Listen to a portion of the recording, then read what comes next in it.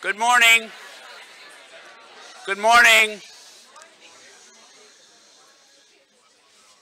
I'm Paul Grogan, president of the Boston Foundation, and it is a great pleasure to welcome this large crowd here this morning for this very important discussion about the crucial first 1,000 days exploring collaborative models that prepare children for success.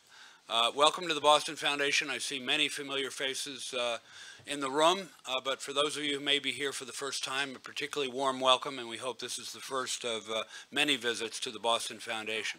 The Boston Foundation, of course, is your community foundation, a 102-year-old charity that has provided close to $2 billion of grants over its life to Boston area nonprofits engaged in a wide variety of undertakings. We're particularly pleased that $1 billion of that $2 billion has happened in just the last 10 years. So we like that trajectory, and we are extraordinarily privileged to be the stewards of over $1.2 billion in charitable capital that has been provided to us by literally thousands of individuals, families, and institutions.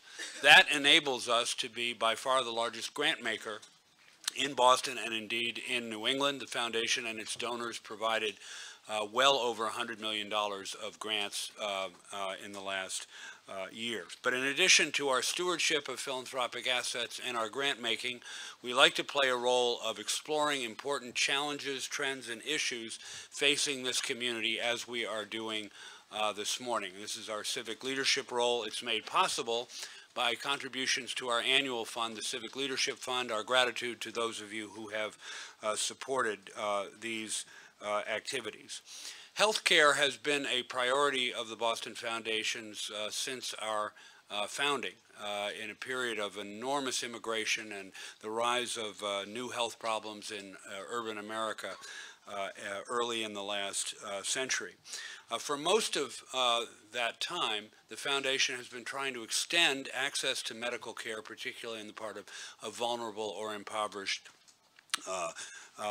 individuals and families. And to that end, we have played a major role in the creation of a large number of health institutions in this community, including most of the neighborhood health centers, Brigham and Women's Hospital, New England Medical Center, and many others. We have also supported healthcare advocacy. We were the founding funder of Healthcare for All that played an enormous role in the successful extension of healthcare in Massachusetts to the whole population.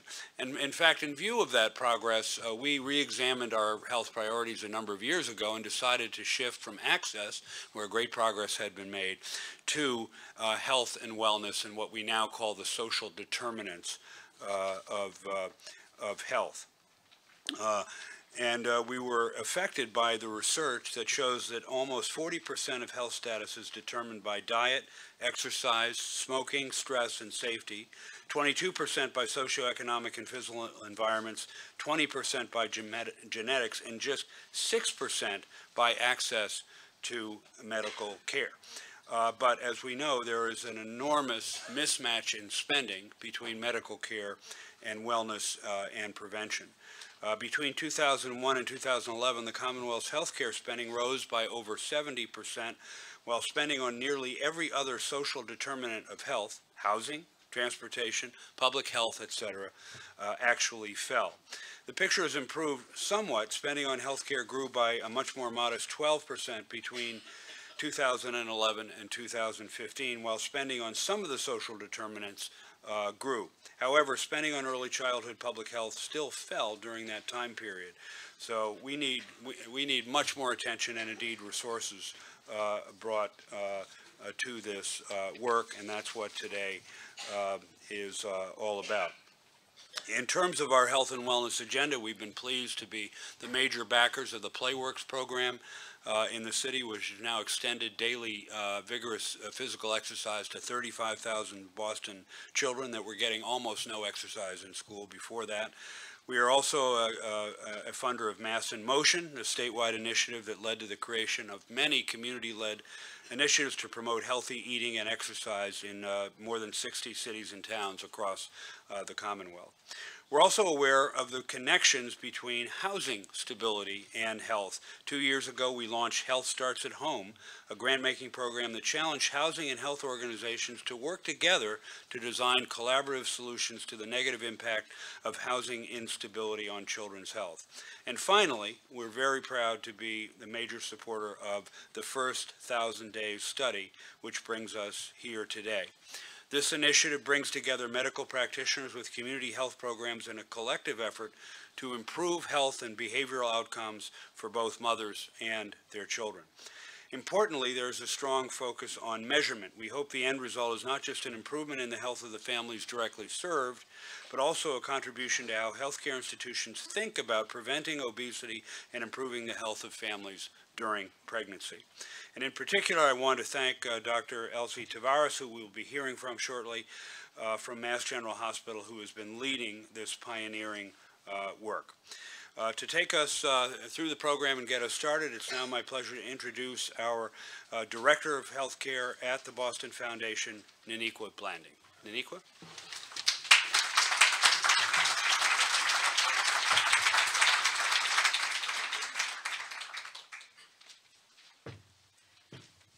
Good morning, everyone.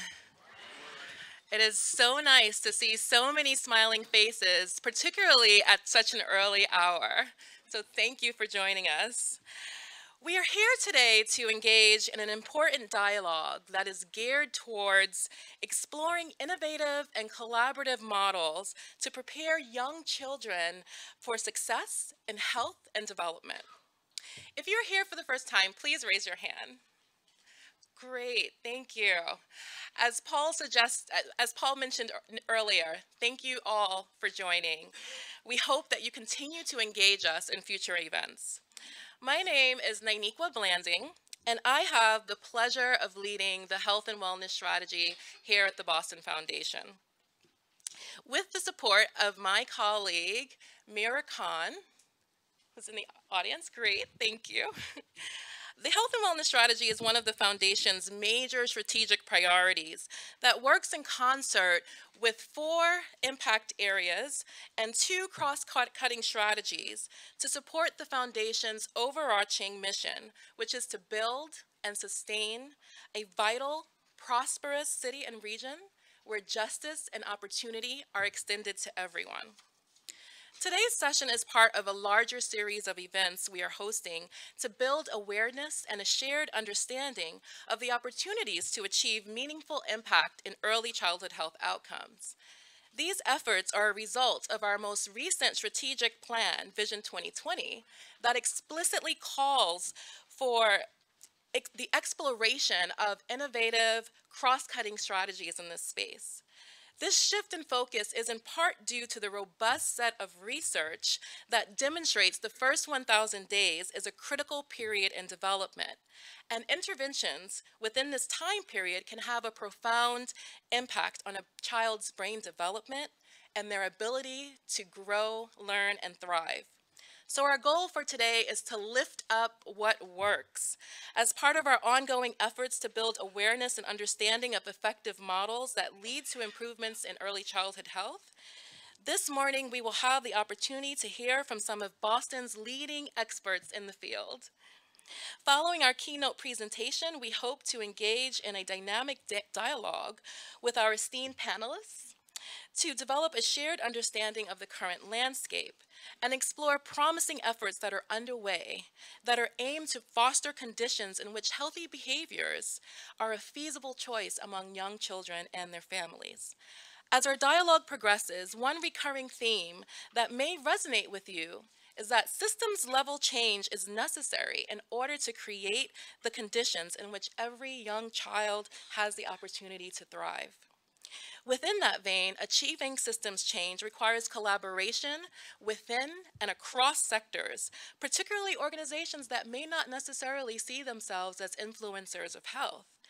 And it requires a deep engagement with community. To kick off our conversation, I am honored to introduce you to our featured speaker, Dr. Elsie Tavares. Executive Director of the Cross Center for Community Health, and the Chief of Division of Pediatrics at Mass General Hospital. She is also a professor of pediatrics and nutrition at Harvard's Medical School and the Chan School for Public Health. With all of her many hats, it is no doubt that Elsie is an esteemed pediatrician and childhood obesity researcher. Her primary research focus areas are to delineate the determinants of obesity in women and children and to develop interventions across the life course to prevent obesity and chronic disease, especially in underserved populations. We have had the pleasure of partnering with Elsie since 2014 to support an obesity prevention model that she has conceptualized termed the first 1,000 days. This model aims to transform clinical workflow and practices and create systems-level changes to improve the health of families from pregnancy through the age of 2. With the understanding that the first 1,000 days, the time period from conception to the age of 2, is the most critical period for prevention. So without further ado, please join me in welcoming Dr. Elsie Terrares.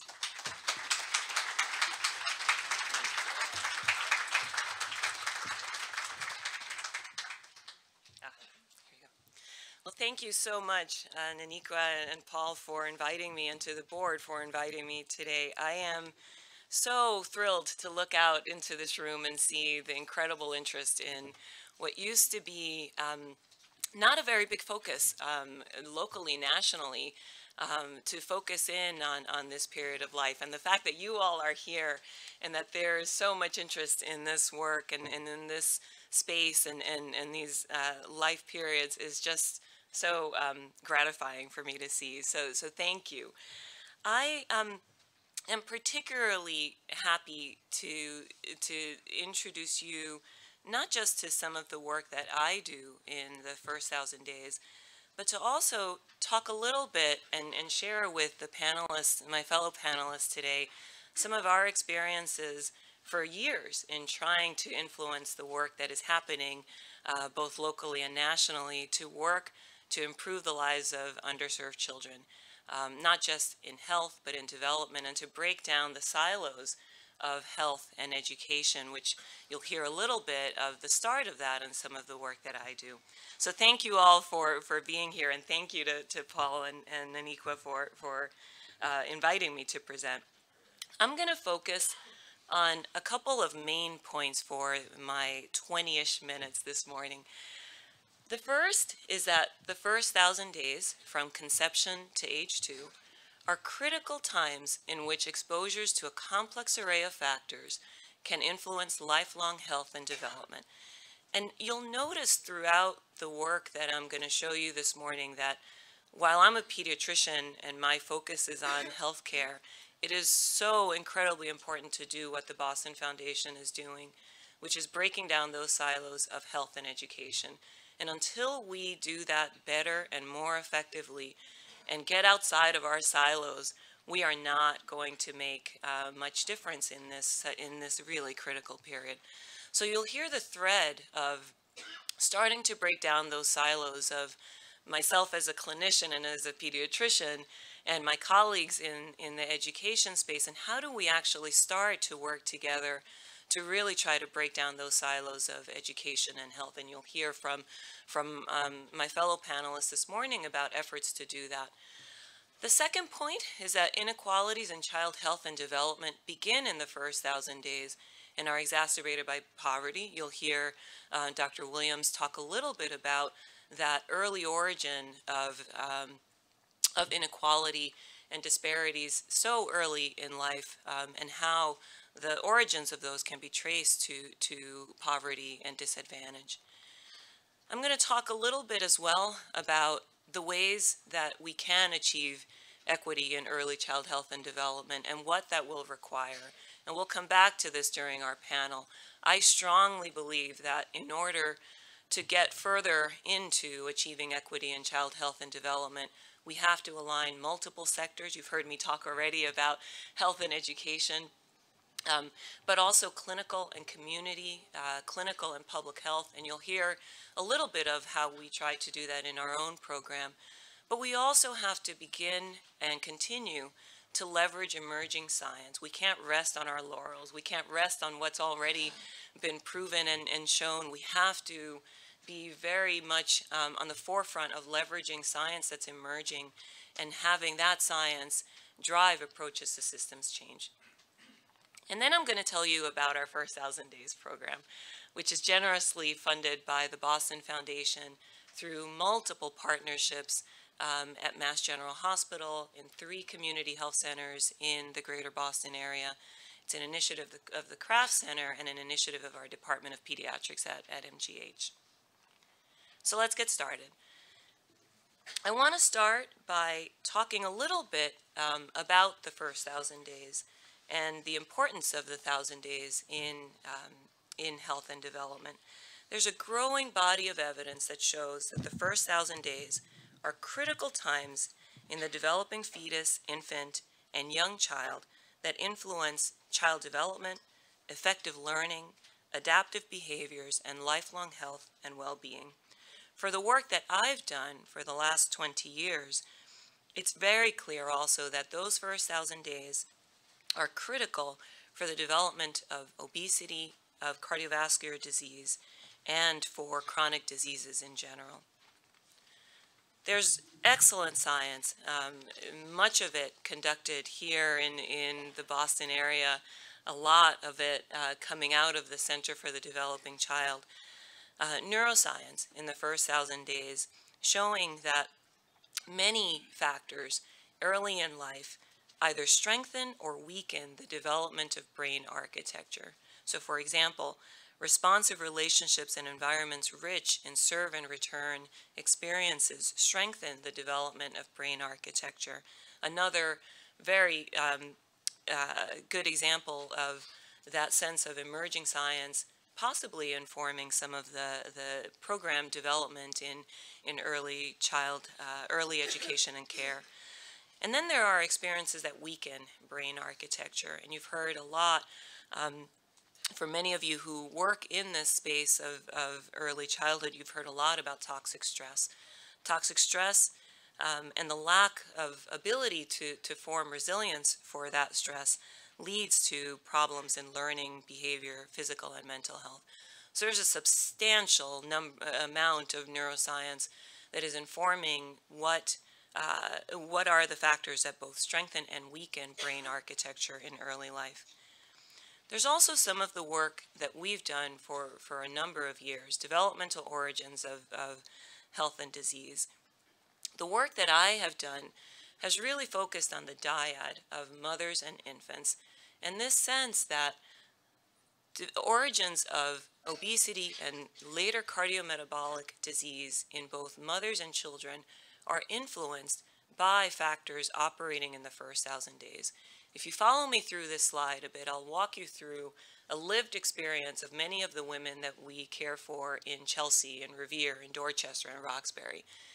Many women, in fact, I'll show you some data that shows that over 60% of women in the health centers that we are working in begin their pregnancies at an unhealthy weight. There's very good evidence to show that women who enter their pregnancy at an unhealthy weight or who go on to gain excessive weight during their pregnancies, that excess weight affects the mother's retention of the weight in the postpartum period, increasing the mother's own risk of obesity and her own risk of later obesity and cardiometabolic disease. But that unhealthy weight at the beginning of pregnancy and excess gestational weight gain, diabetes during pregnancy, also influences the fetal environment. It affects the fetal microbiome, it affects the fetal metabolism, and along with risk factors in infancy, increases a child's risk for obesity and increases that child's risk of obesity later in adulthood. It's this vicious cycle that begins in the prenatal period and extends through early childhood that we work to interrupt in some of the work that we have done for a number of years in the first 1,000 days. I mentioned to someone earlier that when I started doing work in pregnancy and infancy, now about, my gosh, almost 20 years ago, we would go to meetings and the focus around childhood obesity and around development was school-age children, children who were already in the K through 12 system. And we would present some of the work that we were showing that actually the origins of not just health, but the origins of disparities was beginning in the pregnancy period. And it was really met to deaf ears. And now we go to meetings and present some of the work that we have done on this developmental origins and the importance of the pregnancy period. And it's a standing room only. And I think it reflects the interest of you all coming to the presentation to hear not just our work, but some of the work of my fellow panelists who work in this area. This is emerging science. This is science that we're so happy to see it have its day. For many years, we've studied the effects of risk factors that begin in the pregnancy period. You've heard me talk about excess gestational weight gain, unhealthy weight at the start of pregnancy, gestational diabetes, maternal smoking. I can go on and on. These are risk factors that we've studied for the last 20 years that all originate in the pregnancy period and are exacerbated by social and behavioral determinants in early life. So the second point for discussion, which you'll hear Dr. Williams talk about, is that inequalities in child health and development begin in these first 1,000 days as well and are exacerbated by poverty. In the U.S., if you look at the percentage of children who are poor or low income by race and Hispanic origin, this is in 2015, Black and Hispanic children are disproportionately living in poverty in the United States. And what's even more concerning is if you look at those black columns, those are children under the age of 5 who are living in poverty. It is a greater prevalence of children across the United States, across race and ethnicity, who are poor and under 5 years of age. And what does that mean? It means that if children under the age of 5, if children in those first 1,000 days are exposed to adversity, to poverty, to inequality, there's excellent evidence to show that early life adversity is the originator of impaired child development, of the adoption of risky health behaviors, risk of school failure, risk of chronic diseases, many social problems that we are experiencing today, including the opioid epidemic, and even early death. There's also work that I've done in obesity showing that the origins of the obesity epidemic begin in the first 1,000 days. So despite a lot of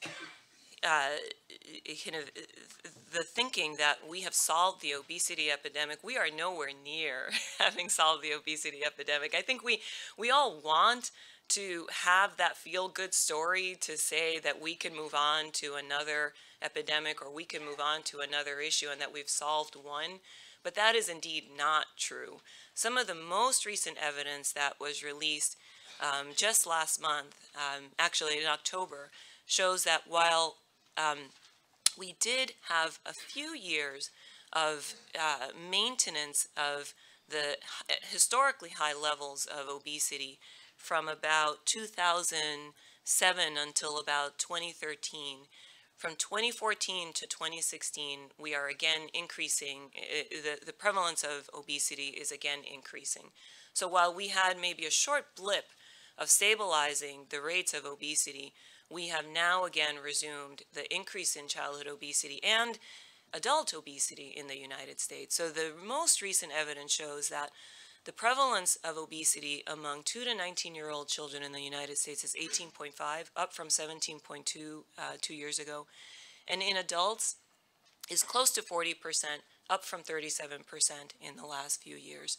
So we have not made a dent in childhood obesity, and all the more reason to focus on some of the origins of obesity in early life. If you look at the weighted prevalence of obesity among U.S. children 2 to 19 years of age, again, from the most recent evidence that was released a couple of months ago, I showed you already that 18.5% of children in the United States are obese or have obesity. That is the most severe level of obesity. This is not children with overweight. This is children with a body mass index over the 95th percentile. And if you look at the distribution, it again shows the racial ethnic disparities in obesity that are present even at the age of 2 years. We see evidence that racial and ethnic disparities in obesity are already present by the age of 2 and persist throughout childhood. By 2 years of age, Black and Hispanic children have disproportionately higher rates of obesity, and the origins of that can be found in some of the work that we've done in the 1,000 Days. Just last week, there was a paper showing that children who are 2 years of age today with obesity have almost a 59% chance of being obese at the age of 35. And if these projections are true, it means that 59% of our 2-year-olds today will have obesity when they are 35 years of age. And so if we're looking for the reasons why why we are seeing elevated rates of obesity and why we are seeing higher prevalences of obesity among Black and Hispanic children, we look to the 1,000 Days. In a study that we published now about 7 years ago, we found that almost all of those risk factors that I showed you earlier that my group and others have worked on to look at some of the behavioral determinants or the behavioral predictors of obesity in early life, we find that Black and Hispanic children have higher rates of all of those risk factors, leading us to summarize that racial and ethnic differences in obesity may be partly explained by differences in risk factors during the prenatal period and early life. This was one of my most proud moments, is having literally a sentence from one of my papers quoted in the White House Task Force Report on Childhood Obesity. I think I could have retired after that. But this has been, and I would say really over the last 10 years, the recognition that we have to, if we want to prevent obesity and we want to prevent the origins of disparities in obesity, and I would say in child development, we have to start younger. If we start our efforts in the kindergarten period or once children start school, we've missed this critical period of not just interrupting that cycle of obesity, but interrupting the origins of the disparities that are so present in the lives of underserved children. So the last point that I will make, and I will illustrate through the program that we are leading, is that achieving equity in early child health and development is going to require getting out of our silos and working across sectors, but also leveraging emerging science and using that science to drive systems change. Much of the work that we have done in Mass in Motion, that we've done in 1,000 Days, that we've done in many of our clinical community partnerships and interventions, has tried to do what this slide is showing, that we have to try to get outside of our comfort zone, our ability to move across these different sectors that interface with low-income children and families is the key to success. If I do work only in our pediatric settings, which we did for a number of years, and don't try to reach outside to where families spend their time, where children go to school, where they are cared for by their early care and education providers, we are not going to be able to create healthy places for children. So I'm a big believer in this sense of multi-sector engagement and partnership. I'm also a very big believer that in order to reduce the health consequences of early adversity, we need to go upstream and we need to work also downstream. We have to interrupt the cycle of adversity in early childhood.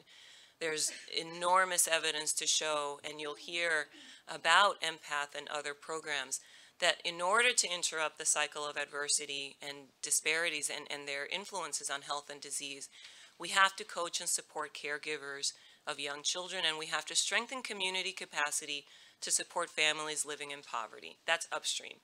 But we also have to work to improve the lives and mitigate the effects of adversity among those that have experienced it already.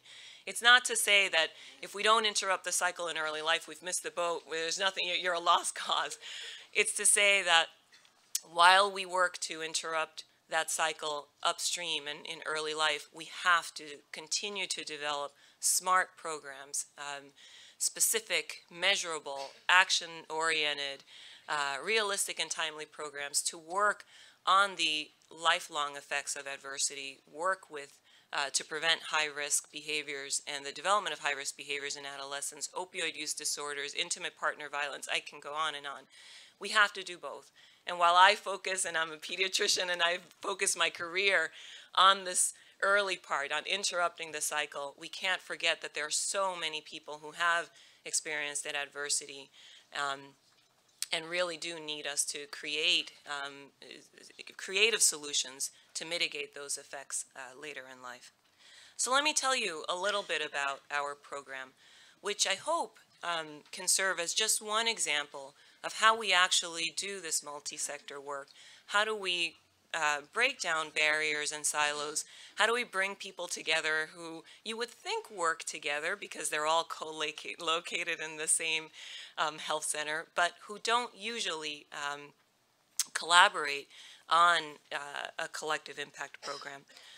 So our program was started now about 2 years ago and is the First 1,000 Days model.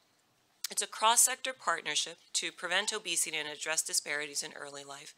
It's a collective impact approach, and what I mean by that, and I'll show you in the next slide, is that we've brought together the multiple stakeholders that are invested in early life and early childhood across 3 community health centers in Massachusetts to align our efforts in obesity prevention and promotion of healthy development. We have gotten groups together in primary care, in obstetrics and pediatrics, in behavioral health, nutrition, and internal medicine to work together with our WIC providers, to work with our home visiting programs, with Boston Basics, with our community health workers, with the fatherhood program, all of the groups that work together in community-based health centers to work on obesity prevention and promotion of healthy development in these 3 community health centers. Our model was informed by a collective impact framework, which it's the sense that the first I had heard of this collective impact work was that very first sentence, that system level changes do not occur as a result of goodwill alone, that we have to actively work and support large-scale collaborative efforts, and that collective impact brings together a commitment, a group of actors from different sectors to work on a common agenda for solving a social problem. And that's exactly what we've done over the last 2 years in the First 1,000 Days program, is bring multiple groups together to work on systems changes. I mentioned the groups that we, and the system level impacts that we are working to improve. We're working to make sure that every single woman who enters our clinics and the clinics where the First 1,000 Days program is working gets screened for social and behavioral determinants. We are working on screening every single mother entering pregnancy for housing insecurity, food insecurity, the risky behaviors that will set that mother and child up for elevated risk for obesity. And we do that by working across these different sectors to set a common agenda, to do and conduct mutually reinforcing activities, to do training, continuous communication, and we offer the backbone support. Throughout our program, every single woman who enters pregnancy in the 3 community health centers is offered health promotion and coaching and navigation for those social and behavioral determinants. All of those mothers receive navigation, and if they are at high risk, they receive one-on-one coaching. All of those women also receive text messages, phone calls, materials to guide their approach to their pregnancy and the infancy period. We've done a number of systems level improvements, and all of the women are introduced to Boston Basics, which you'll hear Wendell talk about at our panel. So where are we with the program? In September of this year, we completed enrollment of about 855 women. About 92% of those women are receiving coaching in the obstetric period. About half of those mothers have delivered a full-term baby, and about 256 of those mothers have now a 1-month-old. Every single time we reach that milestone of we have our first 1-month-old, we have our first 6-month-old, is just so exciting. Many of those babies are already receiving coaching, with their parents are receiving coaching, and we've enrolled 131 fathers, and those fathers are also receiving coaching. Our demographics are very typical of the demographics of inner city Boston. We have a large Black and Hispanic and Asian population, Vietnamese in Dorchester in particular. Most of our families are living in households with less than $20,000 of an annual household income. Many of the mothers in our study already start their pregnancy at an unhealthy weight. Over 60% of women across these 3 community health centers begin their pregnancy with a body mass index over 25, which is considered overweight, or a body mass index of 30, which is considered obesity. I mentioned the enormous burden of social determinants in this population. In one of our community health centers, 34% of mothers report that they feel or they're experiencing housing insecurity. 30% of mothers in Dorchester House are experiencing food insecurity. Very few are enrolled in SNAP, and very few are enrolled in WIC. And so I'll show you just some preliminary work of what we are starting to see only in pregnancy, as that's as far as the program has really progressed as the mothers deliver and give birth.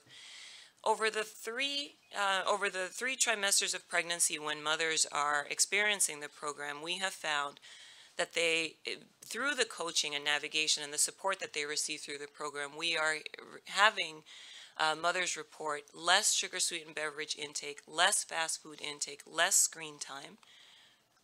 We've been able to reduce the prevalence of housing insecurity actually through a relationship with Health Starts at Home through the Boston Foundation, where families receive coaching if they are experiencing housing insecurity. We've increased the number of women enrolled in SNAP, and we've increased by 23% the number of women enrolled in WIC. Some of the other preliminary work that we have shown is that from baseline and enrollment, when we enroll the women to the 3rd trimester and through the navigation and coaching, women are experiencing less anxiety about their pregnancy. They're less concerned about their baby's growth. They are less concerned about the loss of their child and less concerned about medical problems in pregnancy. And very preliminarily are starting to show that the intervention, even with only about a third of the babies delivered so far, is not causing harm in the pregnancy period. We do not have an elevated rate of preterm birth, which is always the worry, right? That the adverse effects or unintended consequences, we are not increasing preterm births by focusing on early childhood or early intervention. We are not increasing C-section rates, birth weights, and birth lengths have been maintained. So I'll end again by summarizing that exposures in the first 1,000 days influence lifelong health and development, that achieving equity in child health and development will require multi-sector partnership, leveraging science and systems change, and just showing, I'm proud of our preliminary results from our 1,000 Days program, suggesting improvements in behavioral risk factors, access to support services, reduced pregnancy anxiety, and no adverse effects on birth outcomes. I'll end there and again thank the many people who support some of the work that we do. Many of our staff are here for the 1,000 Days program and the grant support from the Boston Foundation. Thank you.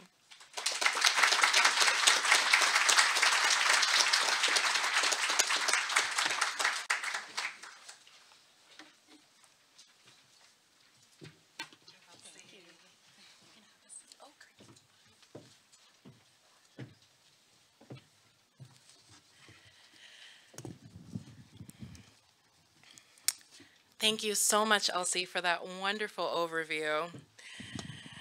So you've raised a number of really important points, and I would just like to take a quick moment to recap.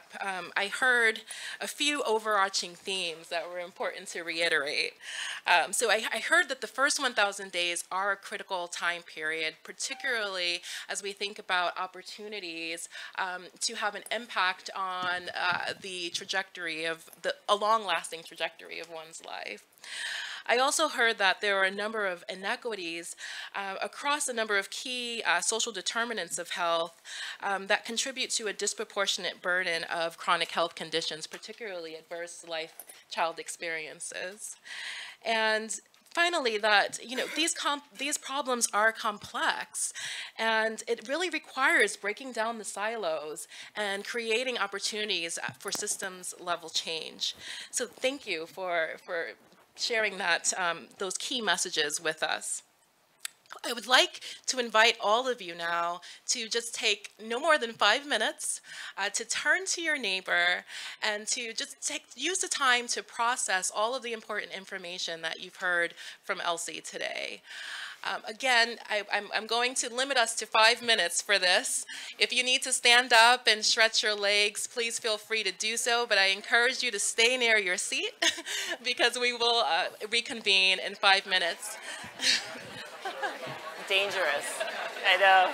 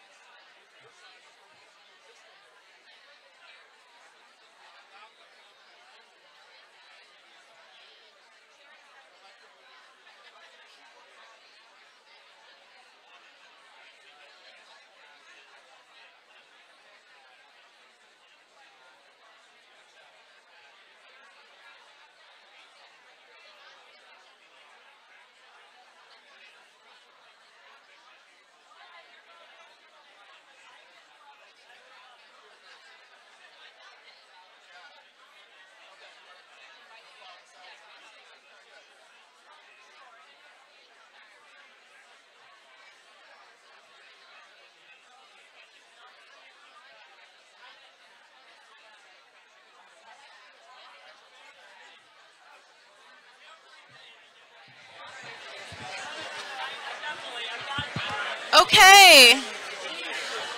Hello, everyone. So we're going to come back together.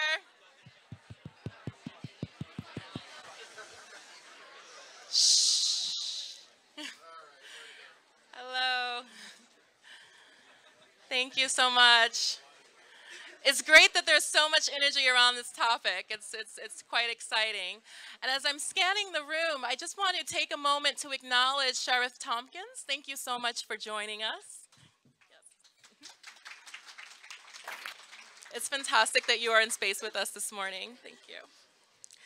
Okay, so now I would like to have a segue into our panel discussion. So I would like to invite our esteemed panelists to join me on the stage.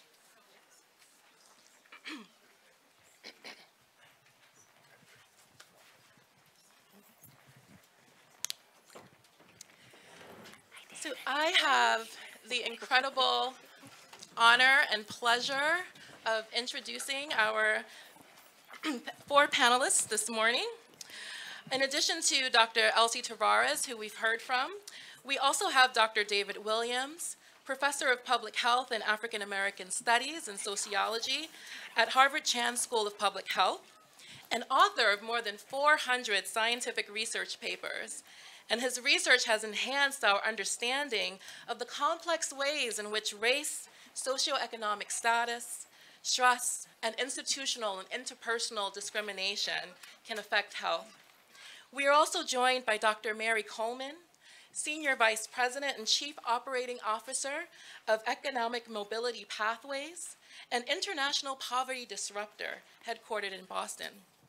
Some of her most recent research focused on multi-generational exits from poverty and Supreme Court decision-making in higher education.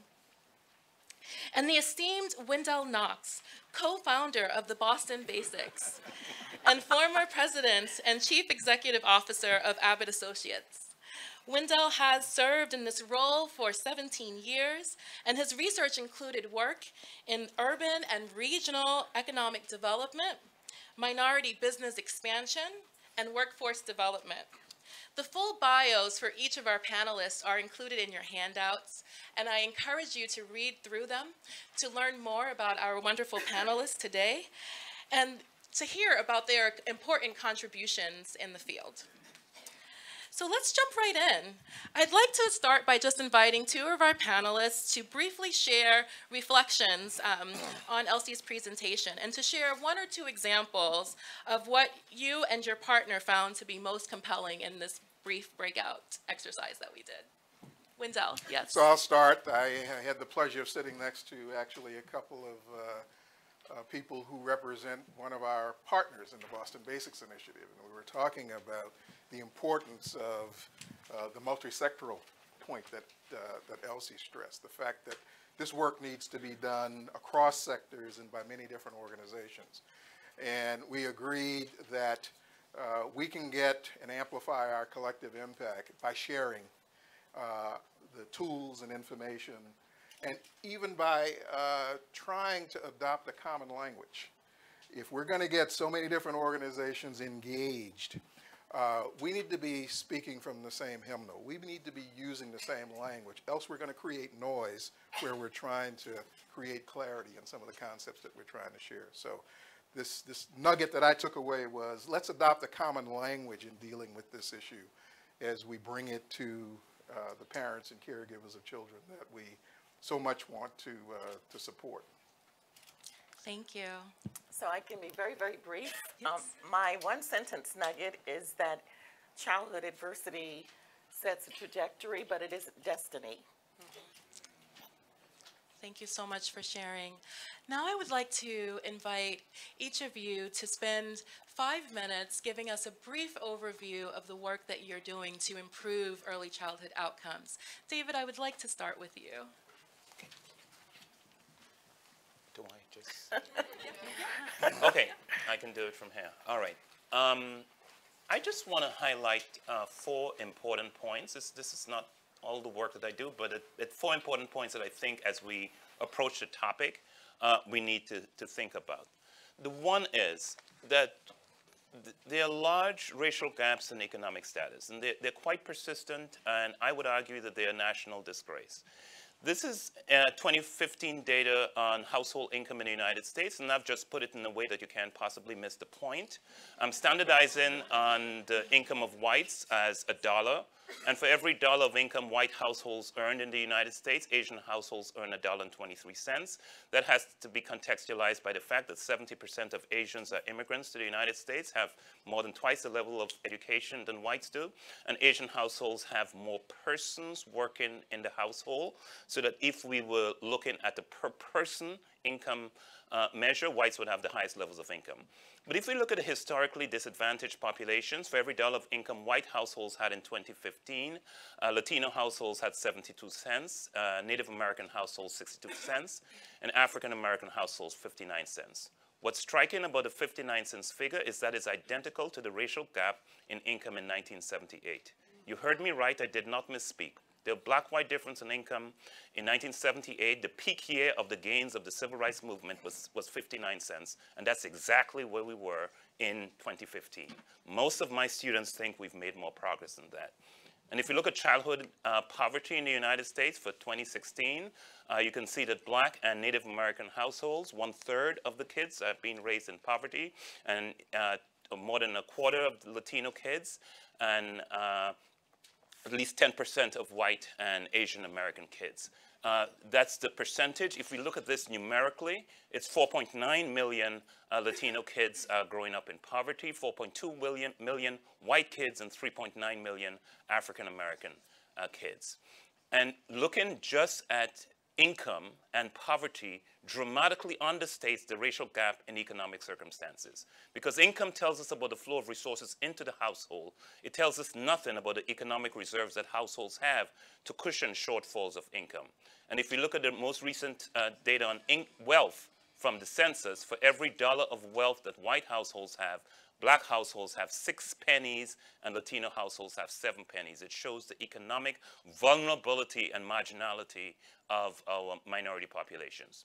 Early childhood problems are not equally distributed in the population is an important point we need to keep in mind. I'm going to illustrate that with national data from some work we recently published last year, looking at one of the largest studies ever of early childhood adversity in the United States. And we're going to look at the intersections by income, by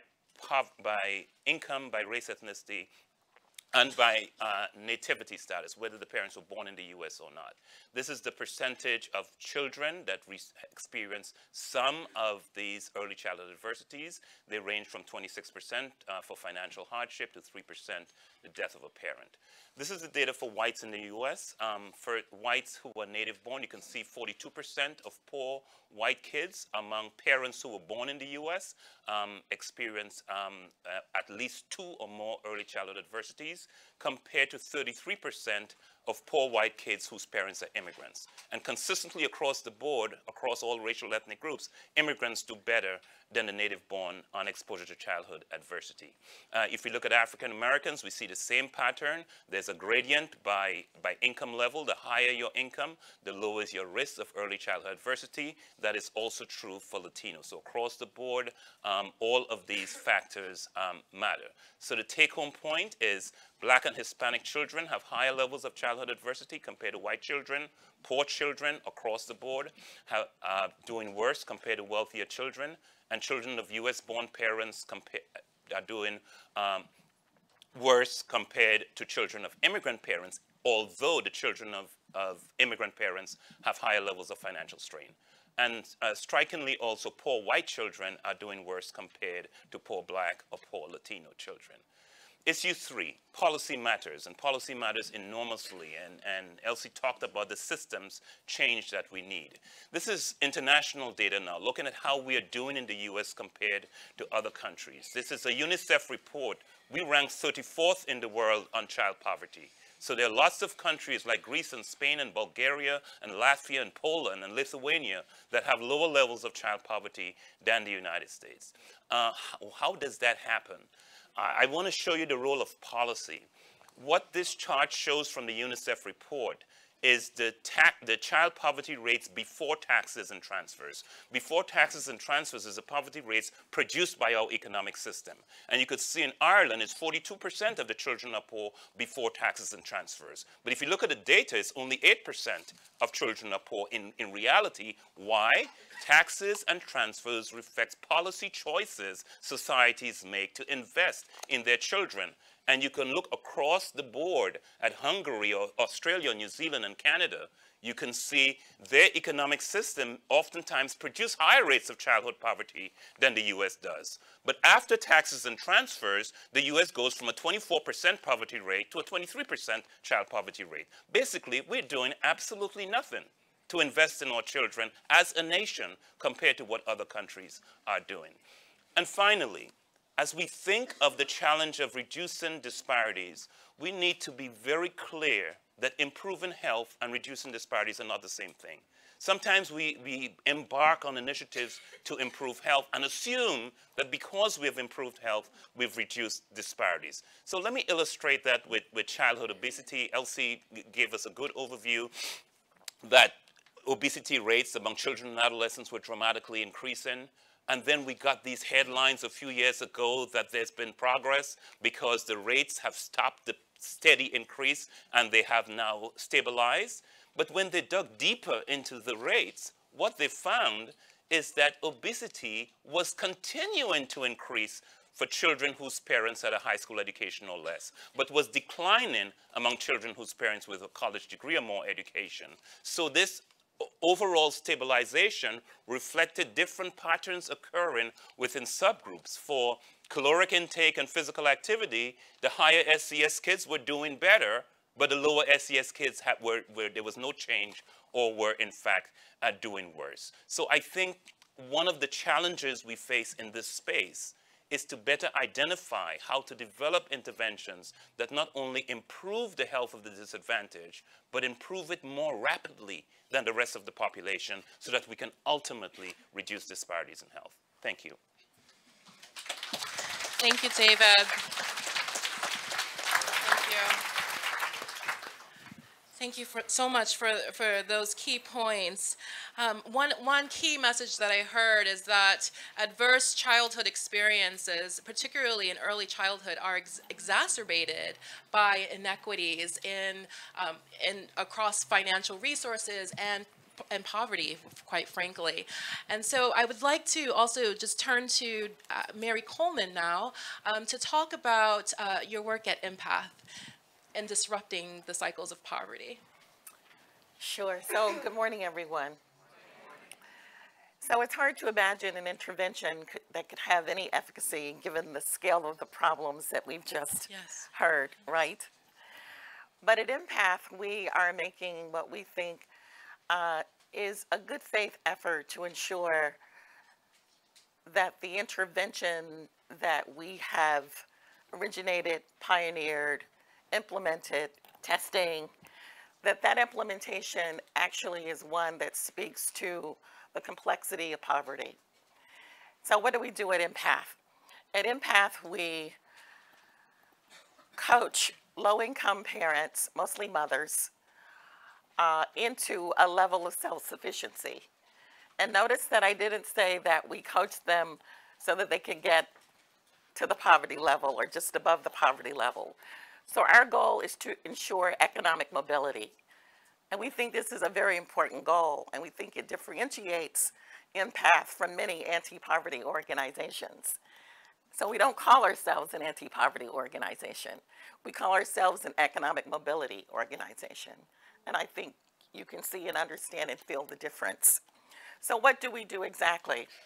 We use science to forge exits from poverty, and we use that same science to sustain those exits from poverty.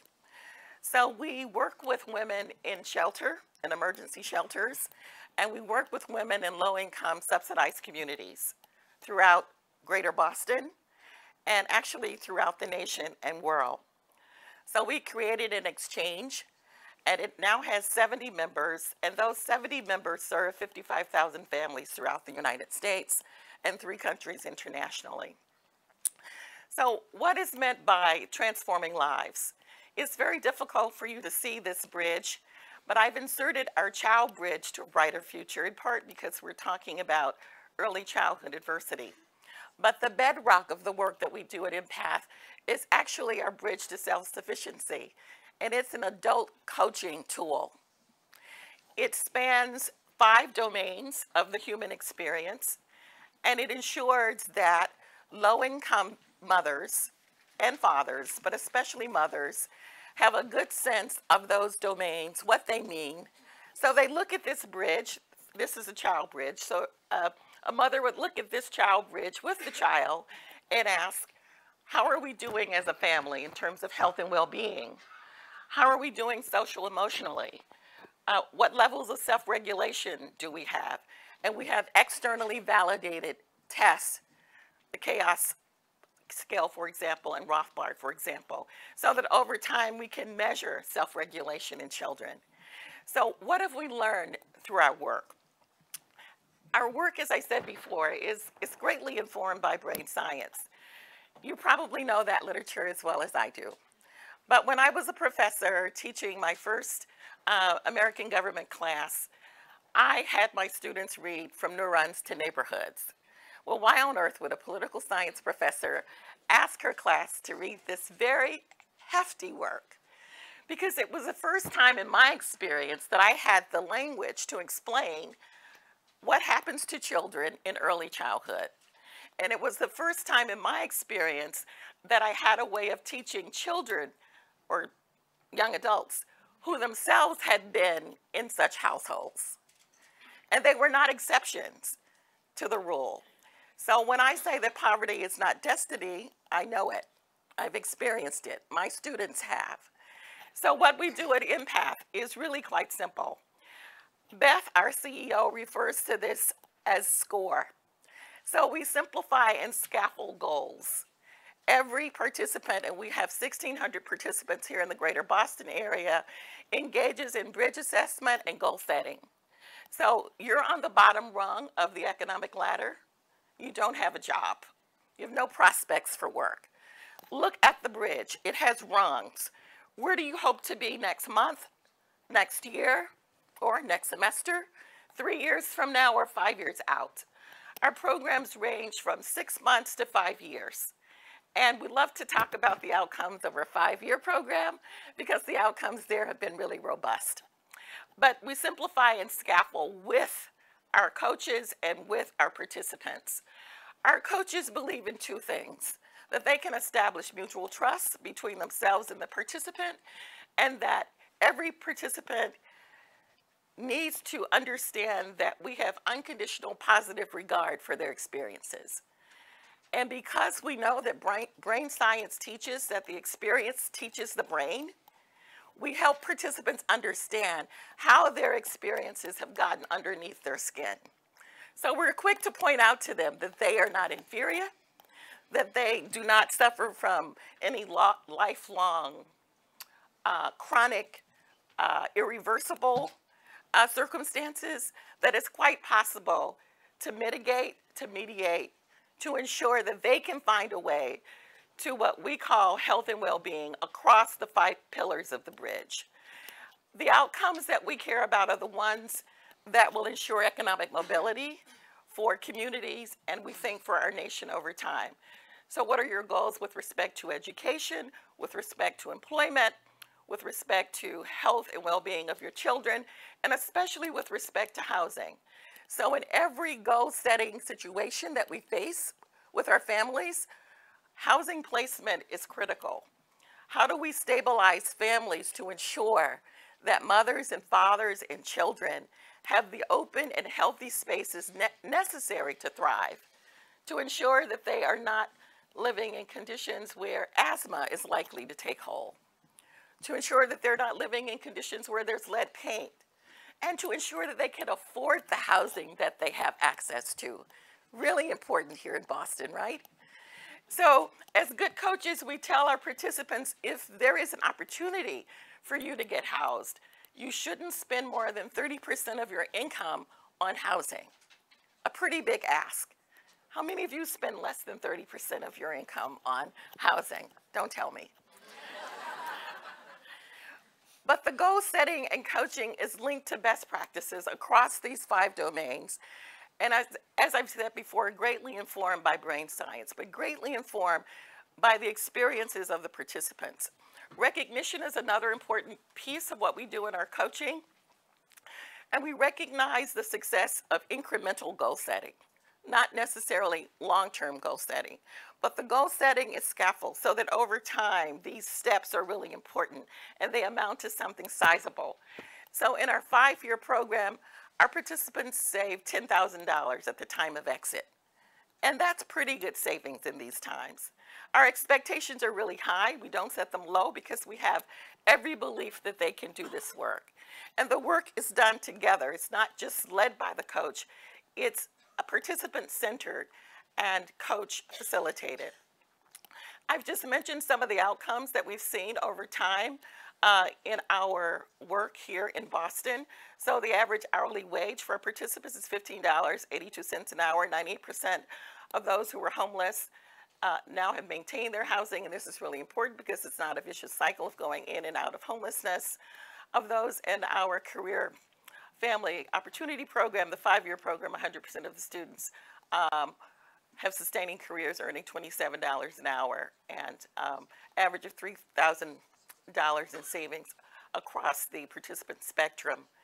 One of the most fascinating things that we've learned in looking at the outcomes of our organization is that not only do the parents who are coached and stay in coaching, not only do they have these outcomes, they have some unintended outcomes. Like what? They get married, which is really important because children whose fathers were once married to the mothers are much better at supporting the children over the life course than fathers who were never married to the mothers. Really, really important. So as you might imagine, we've encountered many participants who at the start of our program had no affiliation with any bank, had no savings, and so on. So these numbers are really, really pretty astounding. And the work that we do is pretty transformational because it is not a simple work. It demands a network of referrals. We work with the Boston Healthcare for the Homeless. They actually are co-located in our shelters. They work with participants on a daily basis. And we have to help our participants appreciate that the condition that characterizes their state of mind, their actual material well-being at the point of entry is not destiny. And that's keenly important. Thank you, Mary.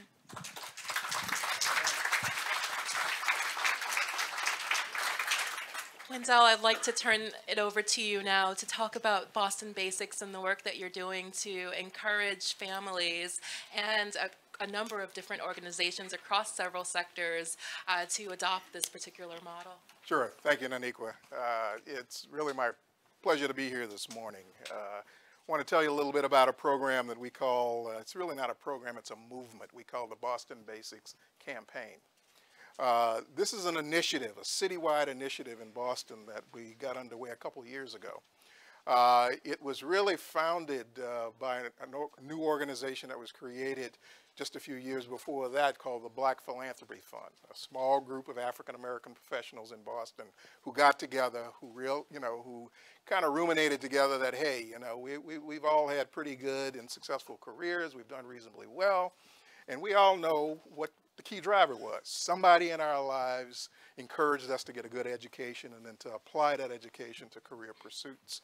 And we realized that having done well following that particular routine, it was pretty much our obligation to figure out how to share that with other kids, particularly the kids in Boston. So we created a fund with the aim of investing in some aspect of education in Boston.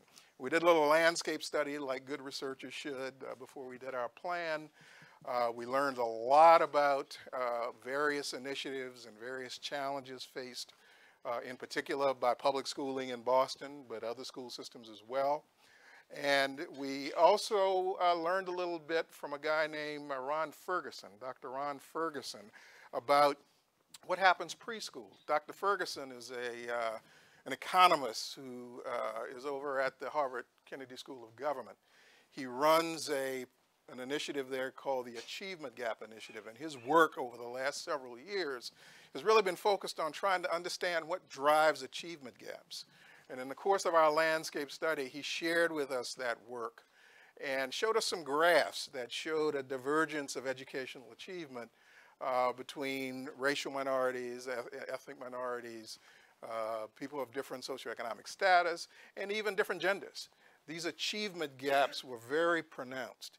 And we, of course, were aware of that because many of us were involved in investing in various aspects of school improvement in support of improving our K through 12 school system. But the one thing we noticed on his graphs and that he emphasized is that those gaps started all the way back to birth. By the age of 2, the data shows that there are pronounced and substantial and measurable achievement gaps presented by particularly disadvantaged kids, but many kids who are not disadvantaged. There are gender gaps between little boys and little girls. And we realized that while it was very important for us and others to continue to invest in K through 12, we thought we should look at, well, what's the level of investment in development before a kid actually gets into the formal schooling system? And we discovered through our own research that relatively less, in fact, relatively little investment was going into essentially the first 1,000 years of life, the first 5 years. And we decided, okay, the schools are spending a lot of time and effort essentially trying to remediate these gaps, these measurable gaps that show up once our kids do their baseline testing for pre-K or for kindergarten. And then they continue to deal with the challenge throughout the K through 12 spectrum. And frankly, the data shows with modest success in some cases and no success in others. And so we decided that, hey, look, we will continue as individual philanthropists and activists to invest in trying to improve K through 12, but we're going to shift the investment from the Black Philanthropy Fund to the birth through age 3 period, because we learned from Elsie's work and Dr. Ferguson's work about the fact that the brain develops most rapidly in the first years of life. In fact, 80% of brain development is accomplished in the first 2 or 3 years of life. We also learned that there was a lot of science, a lot of research-based evidence available that shows what kinds of life experiences that can be presented to kids, and if they're exposed to them, will prevent the onset of these gaps, or at least mitigate the onset of these gaps. And Dr. Ferguson actually had been working with a national panel of experts in brain science and early child development, actually trying to distill that research into several very simple and straightforward parenting behaviors that they believe will, if practiced faithfully, will stem the onset of these achievement gaps in early life. That really, really intrigued us, and we decided we want to invest in that. Now, he had already done a lot of the development work with his colleagues, funded mostly by the Kellogg Foundation, and had created something called the Fundamental 5 Parenting Behaviors, and he was about to launch a test in the Dudley neighborhood in Boston. And we decided that, hey, we should be bolder than that. We already have good science that says these parenting behaviors will make a difference. The real challenge here is, can we bring this to scale rapidly? And we decided that the best investment of our collective resources was to tackle the whole city of Boston.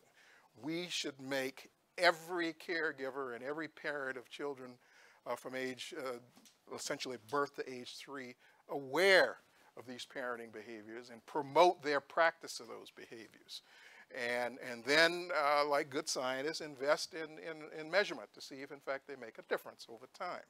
And so we decided to, with Dr. Ferguson's permission, to rebrand his Fundamental 5 Parenting Behaviors into something we call the Basics.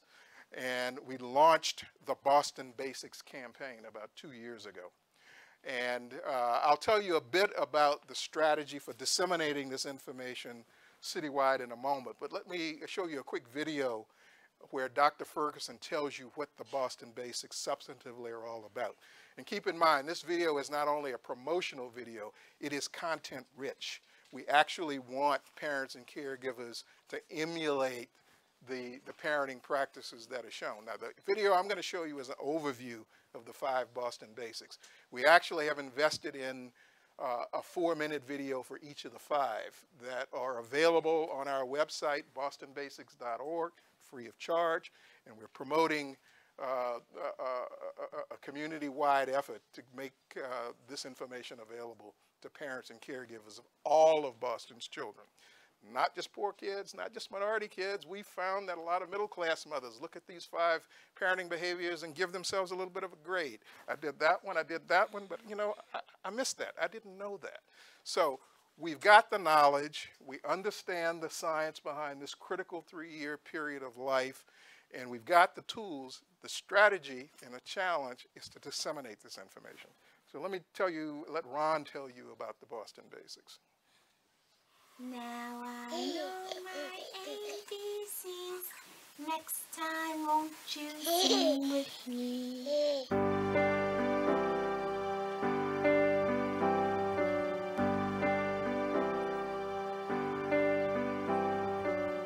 Learning begins the moment your child is born. Baby, baby, baby.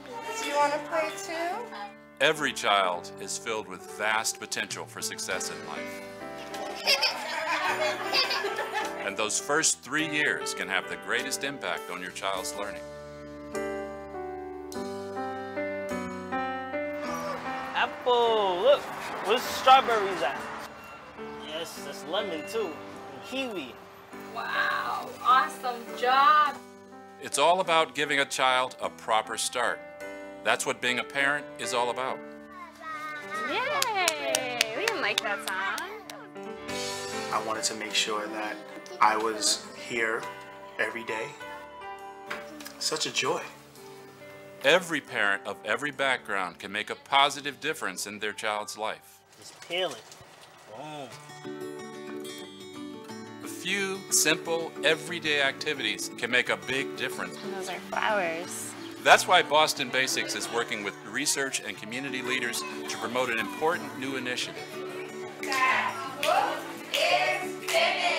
The Boston Basics are 5 simple principles that we want everyone to know. The first of the Boston Basics is to maximize love and manage stress. The second is to talk, sing, and point. Let's take a bath, a lovely bubbly bath. The third is to count, group, and compare. 1, 2, 3. The fourth is to encourage and enable movement in space and play. I got it! Use! And the fifth is to read, but not just to read. We want to read and discuss stories. Whoa, what is that? A duck. What does the duck sound like? These are the 5 fun and simple things that every parent can do beginning from birth. High five. Oh, yes.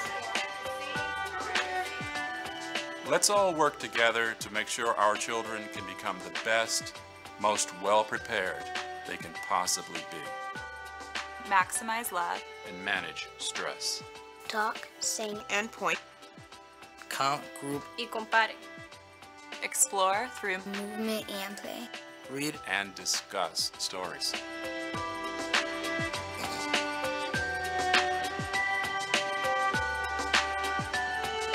Please join us and help spread the word.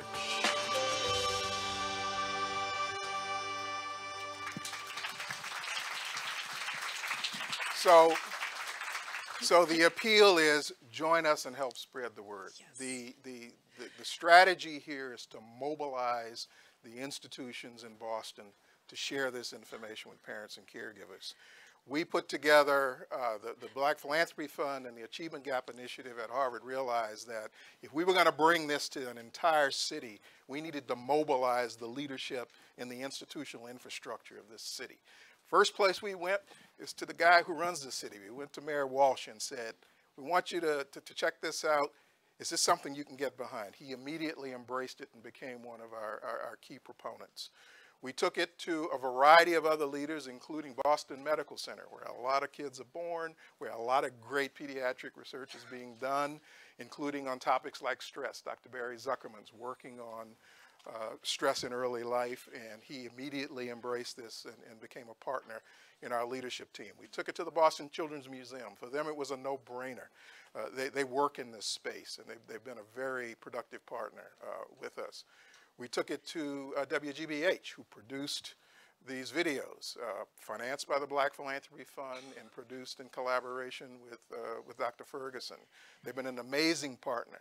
These videos, the overview you just saw, and then one 4-minute video on each of these 5 parenting practices are available in English, Spanish, and Haitian Creole right now. We're working very hard to raise the money to get them done in Mandarin and Vietnamese and Somali and the other languages spoken in Boston. It's simply a matter of resources, but we're working very hard on that. Our goal is to make sure that these videos are disseminated very widely on our website, but also through our partners. So our dissemination strategy has kind of a broad component and a go deep component.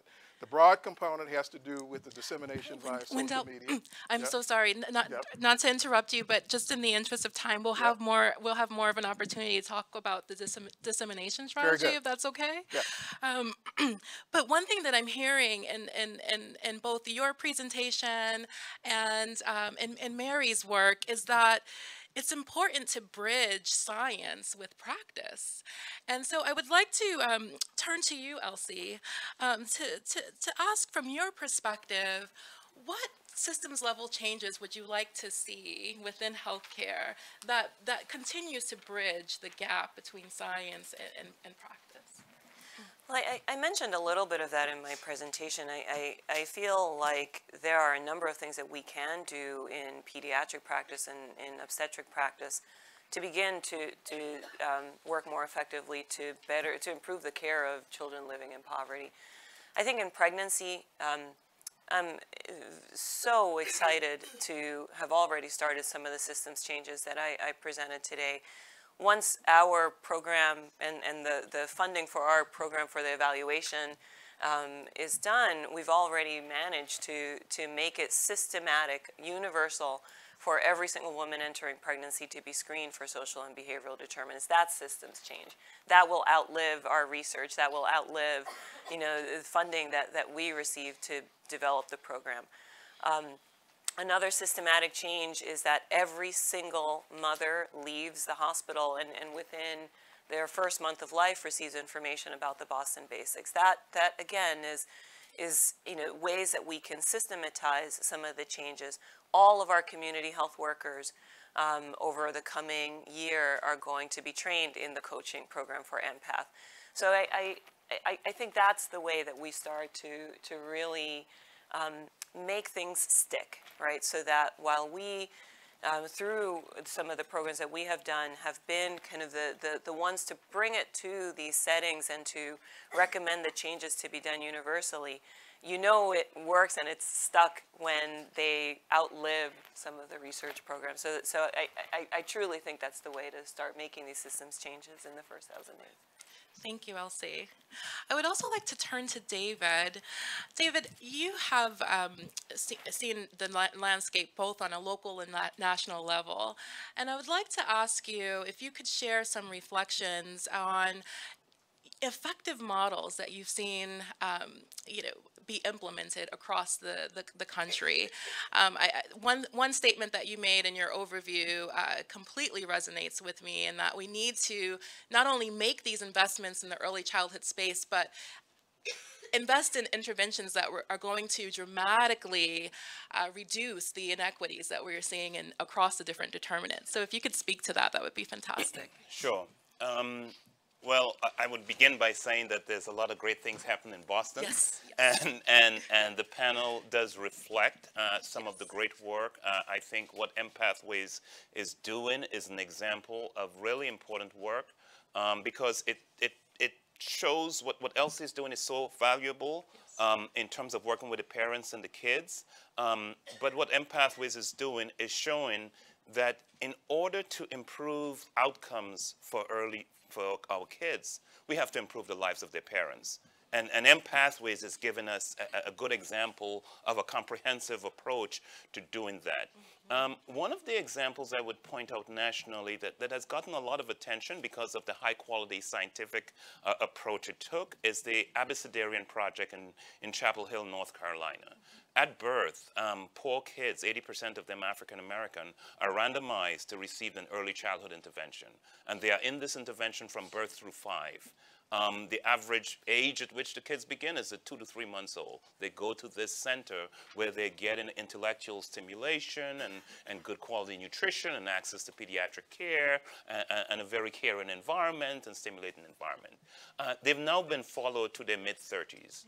And by their mid-30s, you have an intervention group and a control group of similar kids who didn't get it. By their mid-30s, markedly lower levels of multiple indicators of cardiometabolic risk. Large differences in blood pressure, large differences in obesity, linked to what happened birth through 5. So it's a dramatic example that the kind of work that Elsie is describing today has enormous payoffs, not just for the children today, but for the risk of disease and the chronic diseases that are so costly to our society 30, 40, 50 years later. Thank you. Thank you. So in the interest of time, I want to make sure that we leave enough room to open up the discussion for question and answer. So I would like to pose one final question to all of you. One thing that I'm hearing is that these issues are very complex, but there is an opportunity to continue to move the needle on a lot of these issues. And so I would like to invite each of you to personally reflect and to share with us what personally motivates you to do this work, and what do you envision is necessary in order to achieve the equitable outcomes that we would like to see in early childhood health. So Elsie, I will start with you. My own personal motivation has always been the reason I went into pediatrics, the reason why I do public health, the reason why I do clinical and community work is to try to uncouple poverty in our fairly developed country from its adverse health effects. That has always been what motivates me. And I think that the way to do that, as I said in my presentation, is that we have to extend beyond silos. We have to start to do what the Boston Foundation is leading, which is really bringing together the health sector, the education sector, to really have that understanding that we are all in it together. We all interface with children living in poverty, families living in poverty, and that we can't do it alone in each of our sectors. So multi-sector collaborations, but also really being open to guiding systems change through the most recent science and leveraging science. Thank you, Elsie. David? I think there's a quotation I like a lot. I use it in many of my talks. It came from a great son of Boston, Bobby Kennedy. He said, each time a man or woman stands up for an ideal or acts to improve the lot of others or strikes out against injustice, he or she sends forth a tiny ripple of hope. And those tiny ripples can build a current that can sweep down the mightiest walls of oppression and resistance. We have mighty walls of oppression and resistance. We are living in very difficult times, and we need to do all we can to improve outcomes for our children. And the fact that the problems are complicated and complex, and I can't do it all, but if I can be a ripple of hope, and if I can inspire my students and every audience I speak to become a ripple of hope, together we can make a difference. And like my statement says, I think our biggest challenge is we have the science, we have the evidence, we have programs that are working on the ground that are making a difference. How do we build the political will so that together we can invest to improve the lot of all of our children? Thank you so much, David. Mary, I would like to turn to you, and I pose the same question to you. But I would also like, if it's possible, for you to include in your response what you envision are the policy levers for change as well. Okay, so why am I involved in this work? Isaiah is why I'm involved in this work. So I met Isaiah in 4th grade, and Isaiah never graduated or moved to 5th grade. And Isaiah was very much overweight, but more than that, Isaiah was disaffected. He never raised his hand in class. Teacher never called on him. He was invisible. During those days, only poor children would bring their lunches to school. And mostly children from the rural areas would get to school early on the yellow school bus. These were during the days of desegregation in Mississippi. So I would often go to Isaiah and I'd say, Isaiah, why don't you ever raise your hand in class?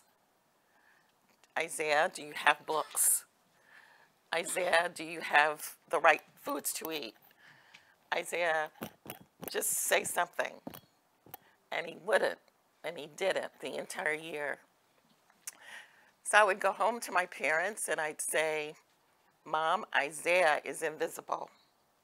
The teachers don't even see him. They don't affirm him. No one apparently affirms him. And so as a little girl, I knew then that families had very different struggles and that they were manifest in school. And so I wanted to figure out, how do families exit poverty? And why do some families succeed and others not? And the unit of analysis for me is the family. It's not the individual, it's the family. Families exit poverty.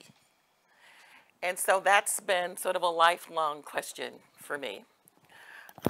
My quotation here is that every zip code in the nation must offer and sustain robust intergenerational familial investments across critical and interconnected political, cognitive, social, emotional, physical, and material realms. So the whole shebang. And I think David is exactly right. We have to find the political will to see Isaiah, because we don't see Isaiah as a nation. And when we see Isaiah, we say to ourselves that he is responsible for his status in life. We say that he could have pulled himself up by his bootstraps, but decided not to do so. That kind of invisibility, that kind of scapegoating in our society has to stop. And so what David does so well that he didn't do actually this morning is this lovely talk on implicit bias and how it is so devastating to those in our society like Isaiah. So Isaiah died before his 25th birthday. And I think he died from loneliness and the idea that he didn't belong. And I think much of what we see in the political landscape has to do with people who believe they don't belong, they don't fit. And so they're resentful. And the way you express resentment politically is to give the nation the middle finger. And that's what we're seeing. And so for me, it's hard to imagine living in a society where the discursive practices, where the conversations, where the debates, where the deliberative practice is so anemic. Our ability to talk about poverty is really quite anemic, even though on this stage you don't get that impression. But out in the hinterland, it's really quite sad. So I think the one thing that we can do is to lift up all the Isaiahs in this community and throughout the nation, and to understand the really important role of value-added teachers. My teachers affirmed me, and they didn't affirm Isaiah. They were good people, smart people, but they too had this implicit bias, or maybe it was explicit, I don't know.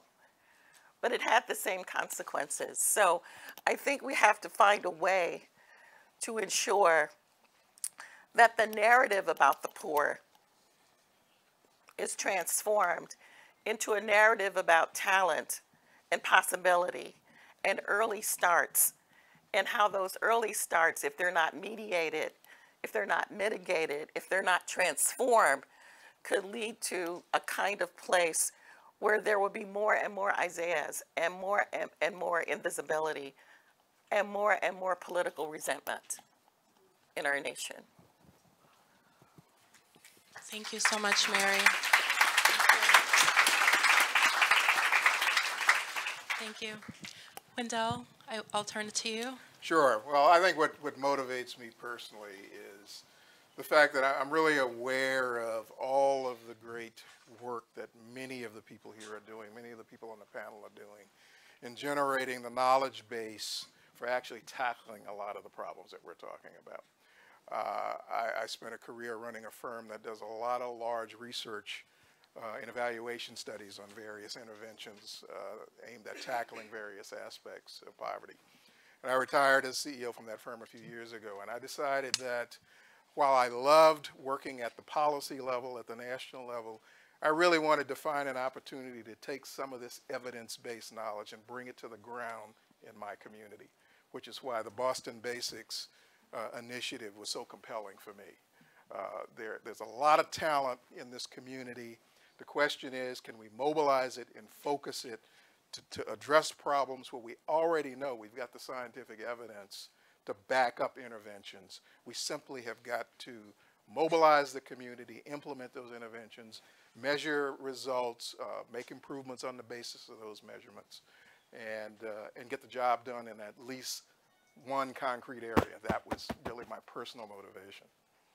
And with respect to my comment, I simply say, hey, if we've got all this knowledge, we've got all of this evidence, our job collectively, and I believe this is a moral imperative, is to distill it and package it in a way that we can bring it to every parent and every caregiver of our children and equip them with the knowledge and the tools that they need to actually do what they can do to make a difference, be it the physical health, the intellectual health, the mental health, or the economic health of our kids, or at least the foundations of the economic health, and that's education. Yes. Thank you so much. Thank you.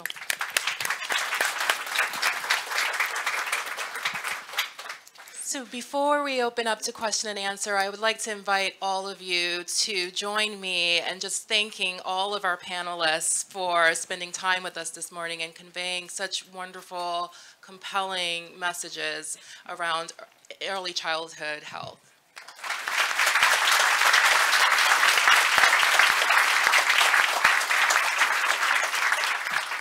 Thank you. So now we'll open up for question and answers.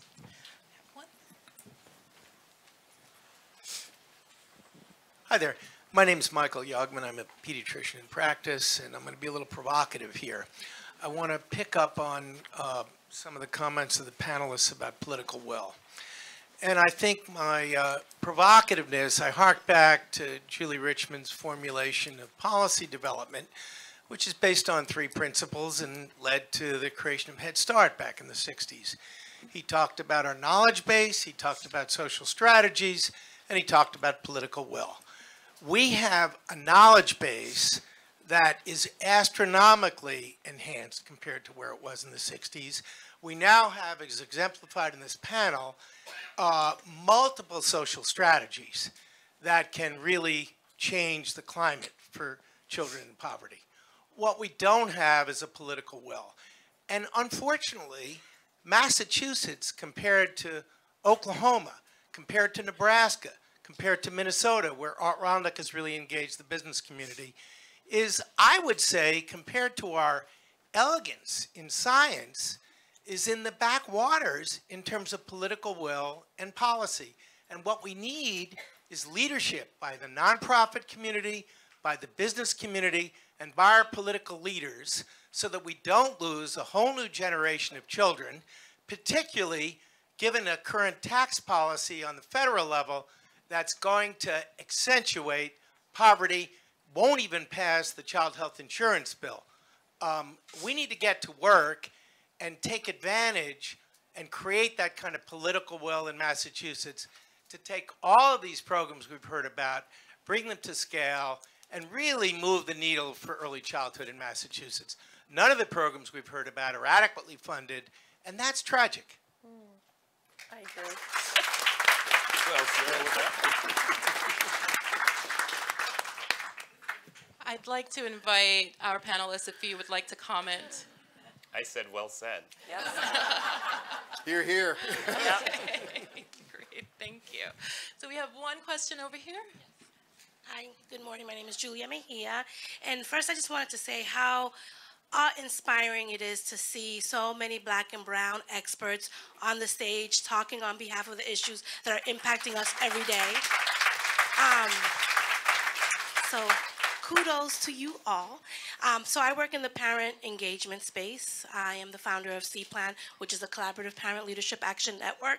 And so my question really is more around the Latino and recent arrival perspective as it relates to this. You know, I heard a lot about the data, but I'm just wondering if we can just peel back an additional layer around recent arrivals and those who are undocumented and what this world looks like for those families, just to kind of speak upon what are some of the strategies or maybe even some data that exist for families who are undocumented or recently arriving to this country. Thank you. Let me say two things in response to that.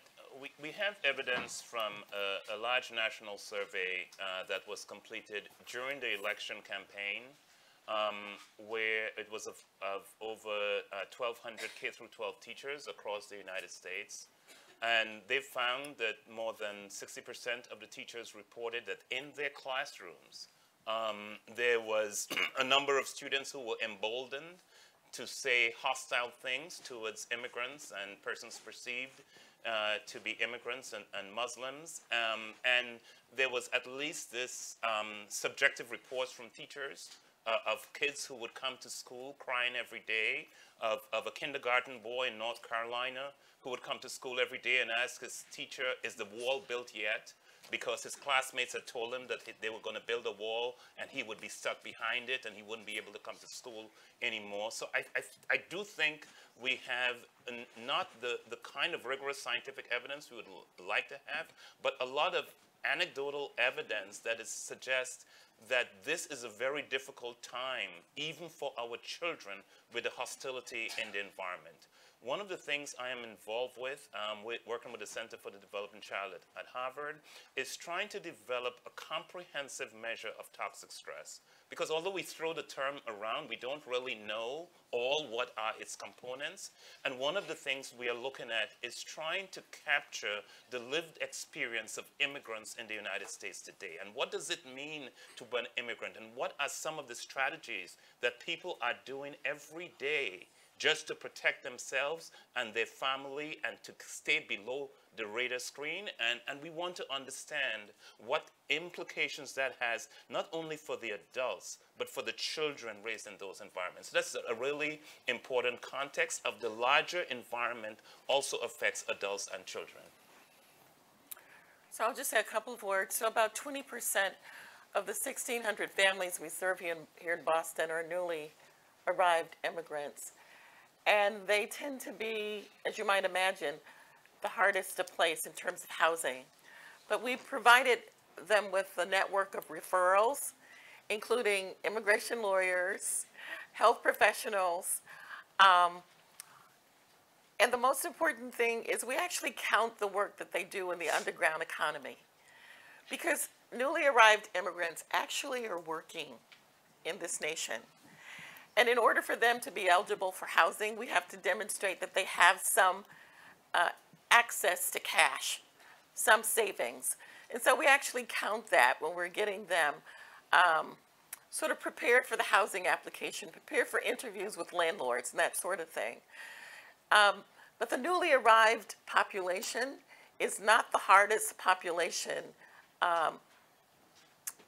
in our portfolio. The hardest population has several layers. One, yes, undocumented, but the other layer is severe and often untreated mental health challenges.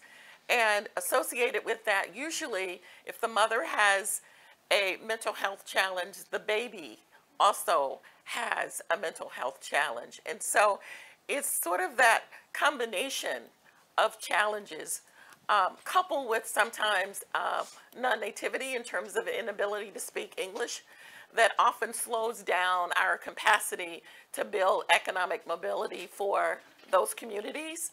And so while the undocumented do pose a real problem, they share a number of challenges with other constituencies within our portfolio.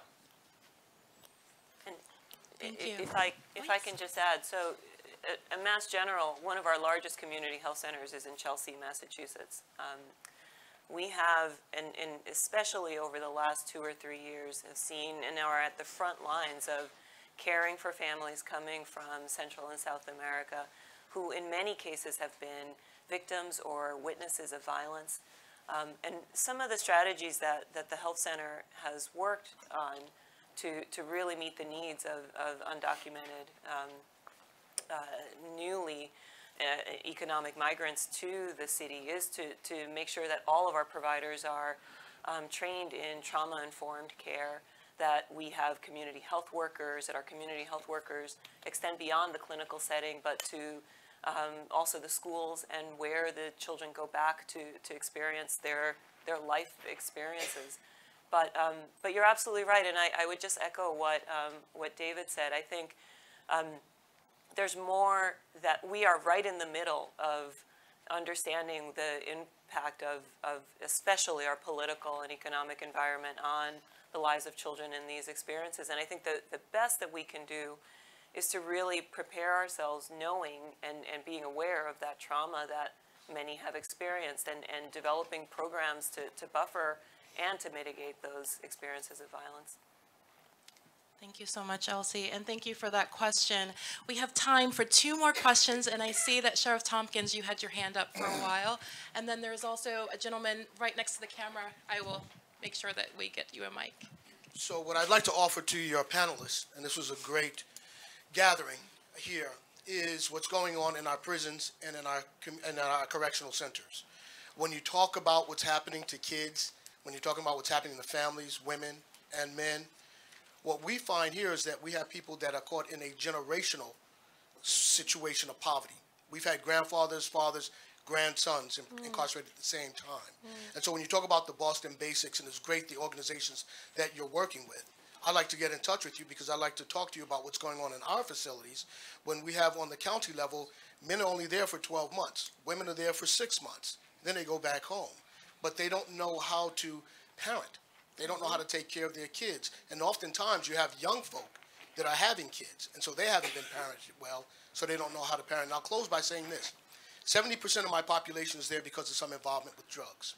42% of my population presents with some form of mental illness, from the most passive to the most aggressive, and 36% of my female population is dual diagnosed, meaning that they suffer from mental illness and substance abuse. And so all that you've talked about today would have a great impact on them if they had the knowledge on how to take care of themselves and take care of their kids. And so I'd love to get together with some of you, or all of you, afterwards to talk about and invite you to my facility to talk to my personnel about how we can best help the folks that come to stay with us.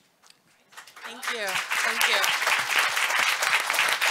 Denzel? So, Sheriff, I'd like to take you up on that invitation.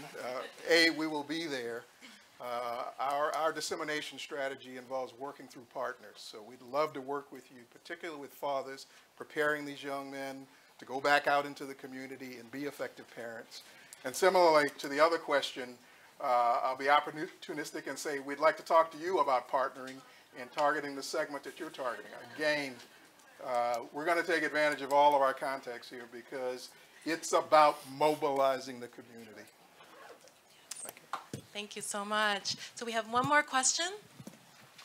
Yes, I come here with no expertise in medicine or nutrition or anything of that nature. I came here because I'm a member of the board of the Parent-Child Home Program in Massachusetts, and I am struck by the similarities in the problems. That in our schools we have all sorts of reform measures that seek to cure problems, but very, very few that seek to prevent problems. And the first 1,000 days, again, are so valuable to children, and we do nothing about that on any kind of an organized scale.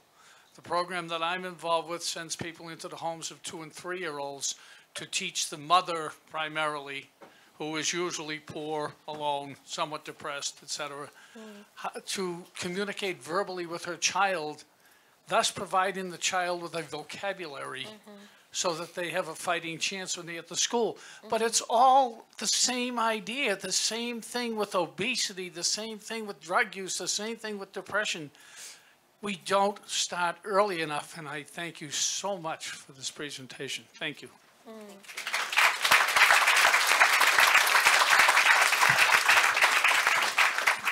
Thank you for making that statement. I would like to just give the panelists a chance to comment if you would like to. Okay, great. Okay, so actually we do have time for one more question. Okay, there's two more. You both raised your hand at the same time, so we'll try to fit both of you in. Yeah, I just wanted to make a comment. Oh, if you could hold the mic, that would be great. A comment in reference to what the brother just said over there. You know, we talk about having people in the field who are able to work with our children and give them the kind of competencies we know they need to have. My name is Angela Page Cook, and I'm the director of Page Academy, which is an African-centered private school in Roxbury. And one of the problems that we have is when we try to hire people to come into the field, the queries are used against people of color and people who are not, you know, have money mainly. And so even if a person has on their query that they shoplifted when they were 12, it's still on there. And they can't get a job working with children. And so all of these people who are in that category and who have so much to give to young people are put in these categories of not being fit, not being suitable, not being good enough, which sends a whole nother message. So that I think that the query problem in Massachusetts really is just very uncaring and doesn't take into account that people change. And people maybe make mistakes when they're younger, and then now they move on to do some other things that could really contribute to the development of these problems that we're talking about. Thank you.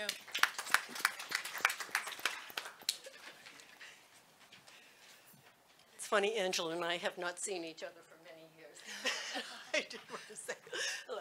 I'd like to, since we're talking about the first 1,000 days beginning at conception, I'd like to know, Dr. Tavares, what percentage of the pregnant mothers come to your facility or another one like it in their early terms of pregnancy so that they can get into some of these programs?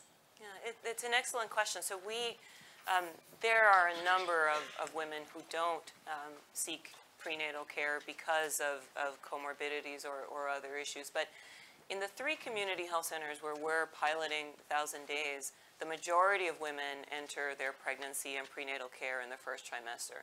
So if you look, I didn't mention this, but there is no other period of life where we interface the most with the healthcare system.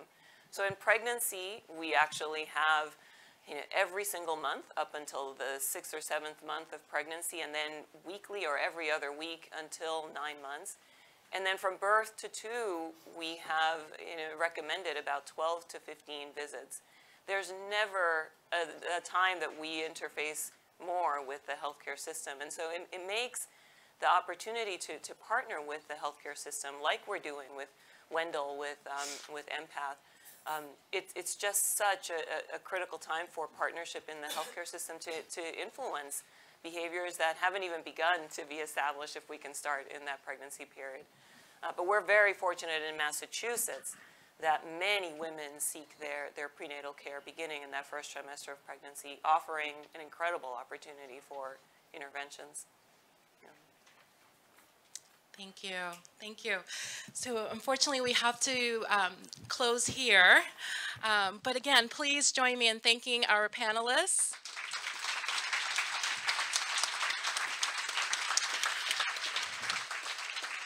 And thank you to all of you for joining us this morning. I want to close with just some final thoughts to recap for us.